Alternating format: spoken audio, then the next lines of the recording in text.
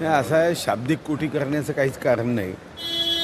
बिहारमध्ये विजय प्राप्त झाल्यानंतर साधारणतः असं म्हणण्याची पद्धत आहे की जो जीता वो सिकंदर. आता बाकीच्यांनी आत्मचिंतन करण्याच्या ऐवजी वाद घालण्याचा प्रयत्न केला तर नुकसान भारतीय जनता पार्टी किंवा NDAचं नाही, नुकसान त्यांचं होईल. त्यांनी स्वतः आत्मचिंतन करून आज आपल्यावर ही परिस्थिती का आली. खरं तर तेही आमचे मित्र होते, माझी मित्र होते, पण 24 ऑक्टोबर 2019ला मनात बैमानी आली. आम्ही सोबत 161 विधानसभा जिंकल्या होत्या आणि कारण नसताना मुख्यमंत्री होण्याच्या मोहापोटी आज त्यांना महाविकास आघाडीत जावं लागलं. स्वर्गीय हिंदुहृदय सम्राट बाळासाहेब ठाकरे यांचा जो देशभक्तीचा विचार होता त्याला पाठ दाखवावी लागली. खरं तर अशी वेळ कोणावरही येऊ नये, त्यांच्याबद्दल आम्हाला निश्चितच सहानुभूती आहे. पण आता आमच्या मनात त्यांना सहकार्य करावं ही भावना राहिलेली नाही. शेवटी ते विचारामध्ये कधीच एकत्र नव्हते. काँग्रेसचा विचार आणि स्वर्गीय हिंदुहृदय सम्राट बाळासाहेब ठाकरे यांचा विचार याच्यामध्ये कुठेही समानता नव्हती, साम्य नव्हतं. फक्त मुख्यमंत्री पदासाठी ते एक आले आणि शेवटी जे व्हायचं ते झालं. आज काँग्रेसने सांगितलं की आम्ही एकटं लढणार आहोत किंवा मनसेला आम्ही सोबत घेणार नाही. याचा अर्थच असा आहे की काँग्रेसची प्रत्येक कृती ही काँग्रेसला बोनसाय करण्याच्या मार्गावर आहे. हे खरं आहे की काँग्रेस एक वटवृक्ष होता. डॉक्टर राजेंद्र प्रसादजी सारखे, सरदार वल्लभभाई पटेल सारखे, नेताजी सुभाषचंद्र बोस सारखे, महात्मा गांधींसारखे, लालबहादूर शास्त्रीजींसारखे नेते ज्या पक्षाची खरं तर धरोहर होती, आज त्या पक्षामध्ये मुनसाय व्हायची वेळ त्यांच्यावर आली आहे. आणि कधीतरी म्हणावं लागेल, फार फार वर्षापूर्वी काँग्रेस नावाचा एक राजकीय पक्ष होता असं म्हणण्याची वेळ त्यांनी स्वतःवर तरी आणू नये. युती किंवा महायुती जरी असली तरी स्थानिक स्वराज्य संस्थेमध्ये हे आजच नाही आहे. मी 1996मध्ये प्रदेशाच्या जनरल सेक्रेटरी म्हणून काम केलं. तुम्ही बघितलं असेल की 95 ते 99 जेव्हा या निवडणुका झाल्या तेव्हाही युती झाली नव्हती. स्थानिक स्वराज्य संस्थेमध्ये 2014 ते 2019 आमची युतीची सरकार होतं. तुम्हाला आठवत असेल कल्याण डोंबिवलीमध्ये आम्ही एकमेकाच्या विरुद्ध निवडणूक लढवली. त्यांच्या 52 जागा निवडून आल्या, आमच्या 42 जागा निवडून आल्या. मुंबईमध्ये त्यांच्या 84 आल्या, आमच्या 82 निवडून आल्या.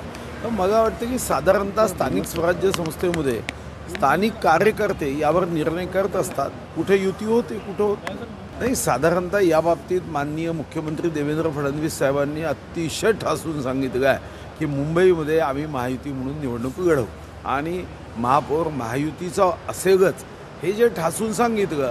स्वतः मुख्यमंत्री असं म्हणाले की या राज्याचा मुख्यमंत्री म्हणून भाजपचा पहिल्या नंबरचा नेता म्हणून मी हे ठासून सांगतो आहे. तर मला वाटतं अजून पुन्हा याच्यावर कोणी माहिती द्यायची आवश्यकता नाही. चमत्काराचा प्रश्नच उद्भवत नाही. आज बिहारमध्येच नाही तर काही बोटावर मोजण्या इतक्या दक्षिणेमध्ये निवडक राज्य जर सोडली तर भारतीय जनता पार्टीचा जो समर्थन आहे, जनसमर्थन, भारतीय जनता पार्टीच्या कामावरचा विश्वास हा सामान्य जनतेच्या मनात हा निश्चितपणे वाढतो आहे. आजपर्यंत काँग्रेस किंवा त्यांच्या समविचारी पक्षांनी जातीचं राजकारण केलं, विकासाचं राजकारण केलं नाही. म्हणूनच काँग्रेसला 52 वर्ष सत्ता असतानाही एक एम्स काँग्रेस काढू शकली. आयुष्यमान भारत योजना त्यांनाही करता आली असते. दुखादी वानगी दाखल योजना त्यांनी केली, मी असं म्हणणार नाही की त्यांनी योजनाच केली नाही. पण देशाला आवश्यक असणाऱ्या बाबींवर त्यांनी कधीच लक्ष दिलं नाही आणि त्याचा परिणाम आपल्या देशामध्ये कधी हे स्वप्नच नव्हतं $5 ट्रिलियन इकॉनॉमीचं. देशामध्ये कधी इतक्या मोठ्या प्रमाणावरचे नॅशनल हायवे हा विचारच केला गेला नाही. पंतप्रधान सडक योजना या योजनेचा विचारच केला गेला नाही. शिक्षणाच्या बाबतीत सर्व शिक्षा अभियान असेल किंवा आरोग्याच्या बाबतीत योजना असेल, कधीच काँग्रेसने विचार केला नाही. काँग्रेसचं एकच काम होतं की जातीचं राजकारण करा, जातीमध्ये द्वेष वाढवा, संघाला जातीयवादी म्हणून हिनवा, भारतीय जनता पार्टीला जातीयवादी म्हणून हिनवा आणि आपल्या सत्तेचा जो सत्ता प्राप्त करण्यासाठी काम करा. पण आज आता काँग्रेसवर कोणाचा विश्वास राहिला नाही. आज बाळासाहेब ठाकरे यांचा स्मृती दिवस आहे, कसं पाहतात तुम्ही? हे स्वर्गीय हिंदुहृदय सम्राट बाळासाहेब ठाकरे यांच्या विचाराची उंची हिमालयापेक्षा मोठी आहे. आमच्या सर्वांच्या हृदयामध्ये त्यांचं एक खूप आदराचं स्थान आहे. त्यांचा विचार या देशाला जातीपातीच्या बाहेर जाऊन निश्चितपणे देशभक्तीचा विचार होता. ज्याला आपण वैचारिक निखारा म्हणतो, विचार मशाल म्हणतो, अशी ती विचार होती. आज तो एकनाथ शिंदे साहेबांनी तो धारण केला आहे आणि आम्हाला आनंद आहे की अजूनही स्वर्गीय हिंदुहृदय सम्राट बाळासाहेब ठाकरेंचा विचार हा भारतीय जनता पार्टीसोबत या महायुतीमध्ये आहे. कुठेतरी बिबट्यांचे हल्ले गेल्या काही दिवसांमध्ये मोठ्या प्रमाणात वाढले आहे. शहरांमध्ये खरं तर घुसते आहे. नसबंदी करणार असं गणेश नाईक म्हणतात. तुम्ही सुद्धा स्वतः वनमंत्री राहिलेला आहात. काही तोडगा आहे का? फक्त नाही, नसबंदी हा एक तोडगा आहे. नसबंदी करणे किंवा बिबट सफारीमध्ये एक मोठ्या क्षेत्रामध्ये बंदिस्त भागामध्ये बिबट तिथं सोडणे. पण एक गोष्ट खरी आहे की नसबंदीशिवाय पर्याय नाही. अतिशय वेगाने बिबट वाढत आहे. अगोदर मुंबईमध्ये अशाच पद्धतीचे प्रकार व्हायचे, पण मग जनजागरण, काही गोष्टी, काही लोकांना सूचना करत 2014 नंतर बोरीवलीच्या संजय गांधी नॅशनल पार्कच्या माध्यमातून आत्ता साधारणतः 10-11 वर्षामध्ये मात्र कोणती घटना झाली नाही. 2014च्या अगोदर अशा घटना खूप व्हायच्या. तर मला असं वाटतं की या दृष्टीने बिबट्यांच्या नसबंदीचा प्रस्ताव घेऊन तो करायला कुठेही काही अडचण नाही. बंडखोर आहे त्यांची मनधरणी केली जाणार का? कारण की आज बऱ्याच ठिकाणी बंडखोर होण्याची शक्यता आहे. नाही, मनधरणी आपण करतोच. शेवटी पक्षाला एक एक कार्यकर्ता त्याच्यासाठी प्रिय असतो. कोणत्याही पक्षामध्ये सब चलता है असं म्हणून कार्यकर्त्याकडे दुर्लक्ष केलं ते एक दिवस त्या पक्षाची काँग्रेस जागेशिवाय राहत नाही. कार्यकर्ता त्या पक्षाचा आत्मा आहे, म्हणून समजवण्याचा प्रयत्न केला पाहिजे. शेवटी आपलेच लोक आहे. राज्यात 50 रुपयात नाटक पाहता येईल असं आशिष शेलारांनी म्हटलं. तुम्ही सांस्कृतिक मंत्री सुद्धा राहिले. नाही, मला माहिती नाही.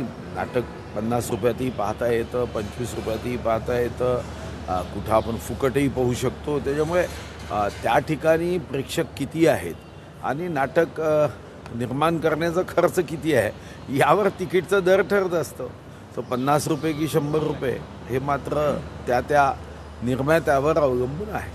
किल्ल्यामध्ये दारू पार्टीवरून सध्याला राजकारण जे पेटलेले आपण सांस्कृतिक मंत्री होतात, सध्याला आशिष शेलारवर मोठ्या प्रमाणात टीका करते. अशी परवानगी दिलीच कशी?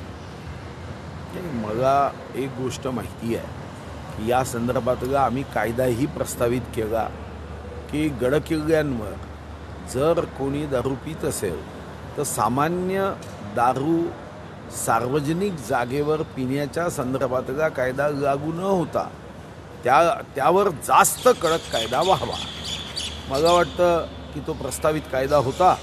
त्या कायद्यानुसार छत्रपती शिवाजी महाराजांच्या स्पर्शाने जी भूमी सोन्यापेक्षाही जास्त महाग आणि पवित्र झाली, ज्याच्यातला कण हा सोन्यापेक्षाही आपल्यासाठी तेज देणार आहे, त्या भूमीवर कोणी दारू पित असेल तर त्याला अशी सबक शिकवली पाहिजे की या जन्मात नव्हे, पुढच्या जन्मातही त्याला आठवला मागचा किस्सा, तर पुन्हा ग्लासला हात लावण्यापासून तो दूर पळायला पाहिजे, अशी शिक्षा दिली पाहिजे. असा माझा प्रयत्न होता. दंडही आम्ही वाढवला होता. विधी व न्याय विभागाकडे तो प्रस्ताव होता. आता काय मला माहीत नाही, कारण आता मी सध्या आमदार आहे. अधिवेशनात मी विचार